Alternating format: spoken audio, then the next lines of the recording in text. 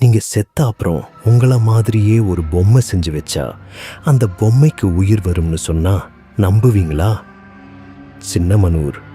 இந்த கிராமத்தில் ஒரு விசித்திரமான பழக்கம் உண்டு.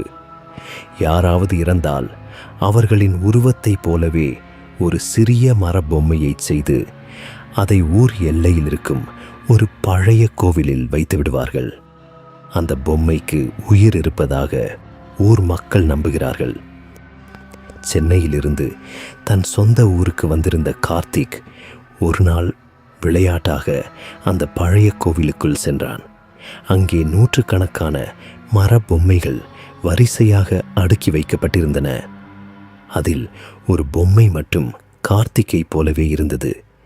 வேடிக்கையாக நினைத்த கார்த்திக் அந்த பொம்மையின் கையில் இருந்த ஒரு சிறிய கயிற்றை அவிழ்த்தான். அன்று இரவு கார்த்திக் தூங்கிக் கொண்டிருந்த போது அவனது அறையின் ஜன்னல் ஓரம் ஏதோ நகரும் சத்தம் கேட்டது.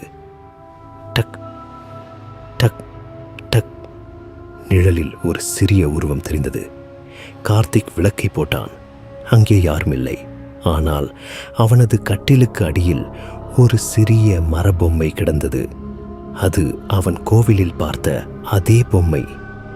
அந்த பொம்மையின் கையில் இப்போது ஒரு சிறிய கத்தி இருந்தது.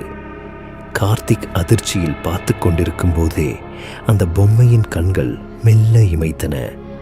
கார்த்திக் தன் தாத்தாவிடம் ஓடினான். தாத்தா பயத்துடன் சொன்னார், அந்த பொம்மைகள் வெறும் மரக்கட்டைகள் இல்லை கார்த்திக். இந்த ஊர்ல இறந்து போனவங்களோட ஆசைகள் அந்த பொம்மையில தான் அடங்கி இருக்கும். நீ அதோட கயிற்றை அவிழ்த்தது தப்பு. இப்போ அந்த பொம்மைக்கு ஒரு உடல் தேவைப்படுது. அது உன்னைத்தான் தேடி வரும். கார்த்திக் ஊரை விட்டு தப்பிக்க காரை எடுத்தான். கார் கண்ணாடியில் பார்த்தபோது பின் சீட்டில் அந்த மரபொம்மை அமர்ந்திருந்தது.